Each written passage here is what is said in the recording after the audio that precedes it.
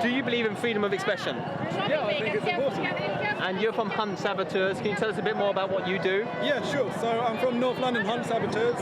We're a group who go out into the field and directly intervene to stop fox hunts and to stop them killing foxes. Okay. And you know other vegan activists stand outside of abattoirs. Yeah. Do you support their right to do that? Yeah, completely. I think it's important. I mean, as a, direct action is important, respecting diversity of action is important as well. So when people go and they protest against like slaughterhouses, whether that's standing outside or actually entering, trying to shut down, all the expression is good.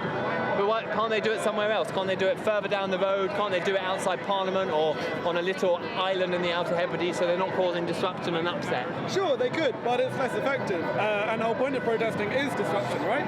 I mean, it's like we're here, we're blocking the road today. There's no point having a protest, by yourself in a locked up room, because then no one's going to reach the message. Okay. What about the use of graphic images? Do you support the use of graphic images? I support it.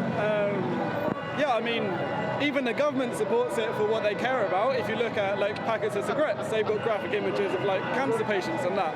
I think it's important. Loads of people see a really sanitized view of like animal agriculture. They go into a shop, they buy chicken that doesn't look like chicken, they don't think about it. If they had pictures of like slaughterhouses on chicken packets, they may change their mind. Exactly. Okay, so by extension, would you support the right of a pro-life person to stand outside of an abortion clinic, bearing witness to the suffering of babies and mums? Well, I mean, I fundamentally disagree with their message. In that instance, same way if they were like neo-Nazi protesters or whatever. So you're saying pro-life protesters are a bit neo-Nazi? No, I'm not.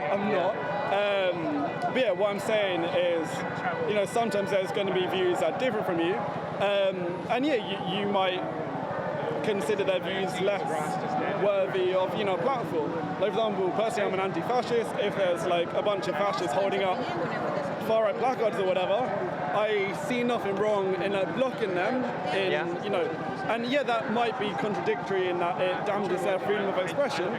But like with everything, it's freedom of expression, not.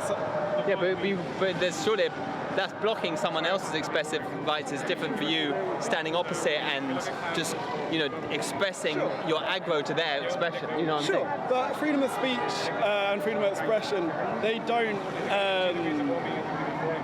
like overpower people's rights to